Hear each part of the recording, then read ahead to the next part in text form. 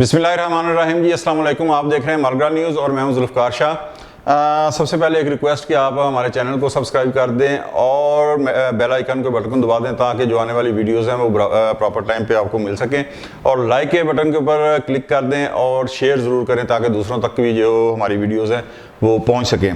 आज का नाज़रीन जो मौजू है और मुल्क भर के अंदर जो एक गर्मा गर्म बहस हो रही है वो मियाँ साहब की जो आमद है उसके ऊपर हो रही है, और आमद के बाद जो एक सिनेरियो बन रहा है, जो एक मंजरनामा बन रहा है, उसके ऊपर ये जितनी जो है ना वो बहस हो रही है। मियाँ साहब जब आए हैं तो जनाब वीआईपी प्रोटोकॉल जो है वो उन्हें दिया गया, और रियासत जो है वो जिस तरह कहते हैं ना एक बिछ बिछ जाना और कदमों के ऊपर निछावर हो जाना, वो जब से आए हैं अब तक भी स्टिल वही पोजीशन है। और कहने वाले ये कहते हैं कि जनाबे वाला मियाँ साहब के आने के बाद अब ये तो नहीं पता कि इलेक्शन कब होंगे, लेकिन ये ज़रूर पता है कि वज़ीर-ए-आज़म मियाँ नवाज शरीफ साहब ही होंगे।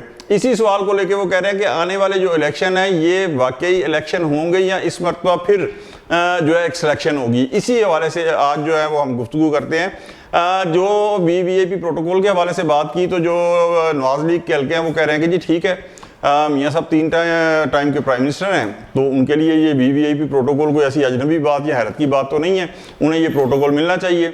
ठीक है जी, लेकिन जाहिर है कि 2 टाइम की वज़ीर-ए-आज़म मोहतरमा बेनज़ीर भुट्टो शहीद भी थी, वो भी 2007 को आई थी, लेकिन ये बात नहीं थी। और यूसुफ रज़ा गिलानी साहब जो हैं वो भी एक्स प्राइम मिनिस्टर हैं, शाहिद खाकान अब्बासी साहब भी एक्स प्राइम मिनिस्टर हैं, लेकिन उनके साथ भी जाहिर है राजा परवेज़ अशरफ साहब वो भी हैं, लेकिन उनके साथ जाहिर है इस तरह का प्रोटोकॉल नहीं मिलता।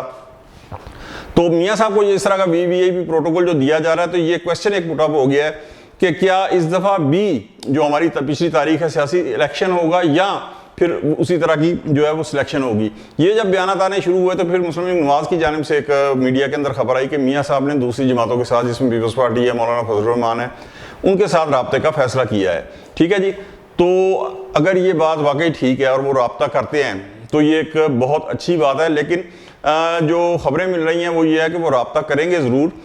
जिस तरह सिंध के अंदर वो इंटीरियर सिंध के अंदर जीडीए वगैरह से राब्ता करेंगे, कराची के अंदर एमकेएम से राब्ता करेंगे, यानी पाकिस्तान पीपल्स पार्टी मुखालफ जो कुत्ते हैं उनके साथ वो इत्तेहाद करने जा रहे हैं। ठीक है जी, तो अगर इस तरह वो करते हैं तो मेजर पार्टी जो है जो वहाँ पे पाकिस्तान पीपल्स पार्टी अगर उससे इत्तेहाद नहीं करते, जो उनकी इत्तेहादी गवर्नमेंट में भी थी, तो फिर जाहिर है कि एक क्वेश्चन मार्क जो है वो होगा कि ये इलेक्शन जो हो रहे हैं, फिर वही बात आ जाएगी कि इलेक्शन है या ये सिलेक्शन है। ठीक है जी, अब यहाँ पे अगर बात आ जाती है कि अगर वाकई ये सिलेक्शन हुआ कि ऑन ग्राउंड रियलिटीज़ कुछ और होंगी और उसके बरखिलाफ, उसके बरक्स अगर मुस्लिम लीग नवाज को जो है इलेक्शन जितवाया गया, तो एक चीज़ याद रखें कि ये 90 की दिहाई नहीं है या ये 2013 का भी इलेक्शन नहीं है, क्योंकि 90 की दिहाई तक जो मुस्लिम लीग नवाज के अपोनेंट होती थी वो होती थी पाकिस्तान पीपल्स पार्टी, और पाकिस्तान पीपल्स पार्टी बेचारी क्या करती थी, थोड़े बहुत एहतजाज के बाद वो नताइज कबूल कर लेती थी। लेकिन 2013 के अंदर आपको पता है कि जब इलेक्शन रिजल्ट आए हैं तो उसे पाकिस्तान तहरीक इंसाफ ने कबूल नहीं किया, और फिर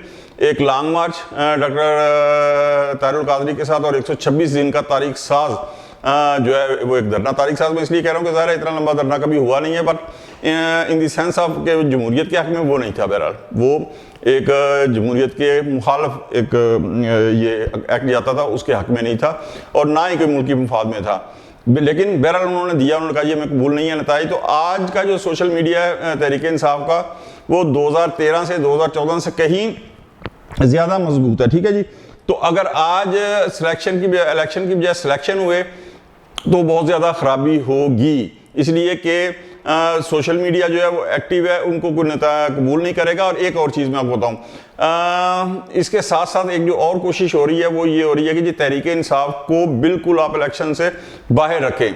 ये एक और बहुत बड़ी गलती होगी जो गुफ्ते भी ये काम करेंगी, इसलिए कि इलेक्शन से बाहर रखने का मतलब ये है कि किस तरीके से, किस कानून के तहत, किस आइन के तहत आप लाखों करोड़ों पाकिस्तानियों को जो तहरीक इंसाफ के हामी हैं उनको आप हक़ रायदही से महरूम कर सकते हैं, नहीं कर सकते आप। और एक और चीज़ कि अगर आप चलें, एक और चीज़ कि आप पाबंदी लगाते हैं, पाबंदी कौन लगाएगा? इस वक्त कोई मुंतखब हुकूमत तो है नहीं पाकिस्तान के अंदर, निगरान हुकूमत है ना, तो निगरान हुकूमत किस तरीके से पाबंदी लगा सकती है? सेकंड क्या होगा, आप अदालतों में जाएंगे, अदालत के ज़रिए भी अगर आप एक मुल्क की बड़ी जमात के ऊपर पाबंदी लगाएंगे तो ये कोई खैर की खबर या खैर का अमल नहीं होगा, इससे खराबी पैदा होगी। चलें ये भी कर लें, आप पाबंदी भी अगर लगा देते हैं आप, ठीक है जी, उसके बाद आप क्या करते हैं, इलेक्शन करवाते हैं। अब इलेक्शन में जो सिनेरियो होगा वो 2-3 किस्म के जो है ना आपके सामने आ सकते हैं। एक, ये कि तहरीक इंसाफ अपने हमायतियों को कहती है कि जी आप जाएं, वोटिंग में हिस्सा लें, लेकिन चूंकि हमें इजाज़त नहीं मिली इलेक्शन में पार्टिसिपेट करने की, तो आप वोटों को मुस्तरद करते जाएं। ठीक है जी। अब अगर वो वोटों को मुस्तरद करते चले जाते हैं और पता चला कि जनाब जीतने वाले जो है उनको 50,000 वोट मिले और मुस्तरद वोटों की तादाद जो है वो 70,000 है, तो फिर इस इलेक्शन का इखलाकी जवाज़ क्या रहेगा, क्या मॉरल अथॉरिटी रहेगी इस इलेक्शन की और उसके जीतने वाले की और जीतने के बाद हुकूमत में आने वाले की। ज़ाहिर है कि एक बहुत बड़ी ये मनफी एक पॉइंट आ जाएगा। सेकंड, अगर वो हिस्सा नहीं लेते, वो कहते हैं जी ठीक है हम नहीं है तो मुकम्मल बाइकाट। ठीक है जी, मुकम्मल बाइकाट के बाद अगर इंटरनेशनल मीडिया भी ज़ाहिर है कि मुवस्सर आएंगे, अगर ना भी आए तो पूरा जितने भी BBC है, CNN है, सारे जितने हैं, फॉक्स न्यूज़ वगैरह, वो सारे आप देंगे खबर कि अगर पोलिंग बूथ ही खाली हुए उसके बाद आप क्या करेंगे। 25 से 30% अगर जो वोट कास्टिंग रेशियो है वो आ गई, उसके बाद आप क्या जवाब देंगे इंटरनेशनल मीडिया को, आवाम को या अपने चाहने वालों को।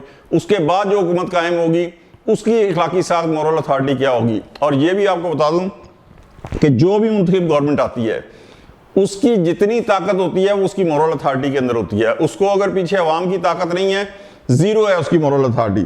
तो एक तो ये है कि कुछ भी हो, तहरीक इंसाफ को इलेक्शन में हिस्सा लेना चाहिए। इसमें मैं उस विंग को बिल्कुल भी हिमायत नहीं करूंगा कि जो 9 मई के वाकयात में इसमें शामिल थे। बिल्कुल वो 9 मई के जो वाकयात हैं वो सारे के सारे मुल्ज़मान जो हैं वो पकड़े गए हैं, जिनके ऊपर FIR है, जो उस केस में मुलव्वस है, उन्हें किसी सूरत इलेक्शन में हिस्सा लेने की इजाज़त नहीं होनी चाहिए। लेकिन इन अदर हैंड जो बाकी हैं उसको इलेक्शन में हिस्सा लेने की इजाज़त होनी चाहिए, वरना ये 60-70 से मकसद की दिहाई में, 80 की दिहाई में, पिछले 75 साल में हम गद्दार जो हम खेलते रहे हैं, ये बहुत हो गया।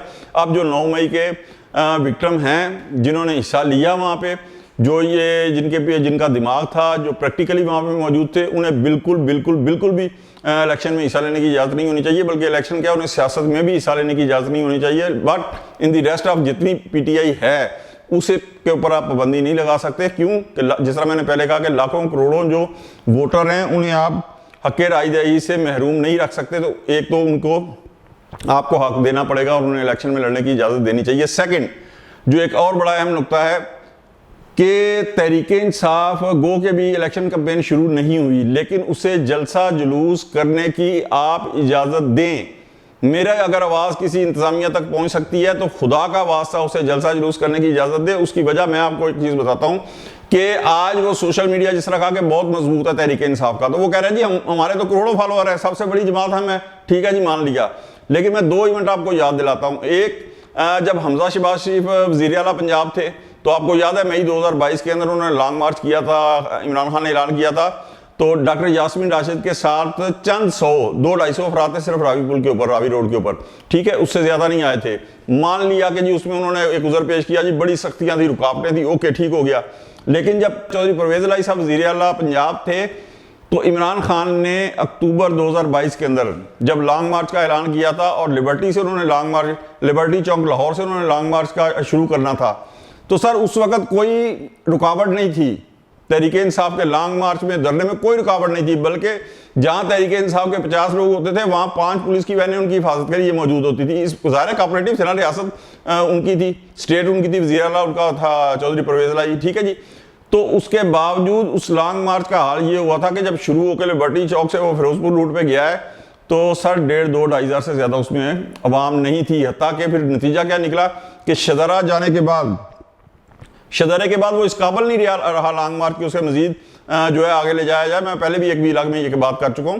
तो उसे लॉन्ग मार्च ख़त्म करना पड़ा। फिर हर नेक्स्ट जो शहर आ रहा था छोटी छोटी जलसी करके वो इस्लामाबाद पहुंचे हैं। तो इन्हें इजाज़त दें तहरीक इंसाफ को, बजाय इसके क्या पाबंदियां लगाए, पाबंदियां लगा के तो कहेंगे हमारा लाखों का मजबा था। दे इजाज़त, लोग देखें तो सही ना कितने पब्लिक इनमें आती है, नहीं आएगी पब्लिक। ठीक है, तो पाबंदियां हल नहीं है, बल्कि उन्हें ग्राउंड में लाएं, ग्राउंड में ला के उन्हें इजाज़त दें, उन्हें इक्वल फुटिंग के ऊपर खेलने का मौका दें, जिसे कहते हैं वो लेवल प्लेइंग जो है वो उन्हें दें, मुहैया करें मसावी मौके, और उसके बाद इलेक्शन करवाएं। अगर ऐसा नहीं हुआ तो पूरी दुनिया फिर ये कहने पर मजबूर हो जाएगी कि इस मरतबा भी इलेक्शन नहीं सिलेक्शन हुआ है। और अगर ये तासुर हो गया तो जो भी गवर्नमेंट आएगी तो अफसोस के साथ कहना पड़ेगा फिर उसका असर भी जो माजी की हुकूमतें हैं उन जैसा होगा, उनसे मुख्तलिफ नहीं होगा। आज तक के लिए इतना ही। जुल्फ़कार शाह को इजाज़त दीजिए, इंशाअल्लाह अगले व्लॉग में मिलते हैं। अल्लाह हाफिज़।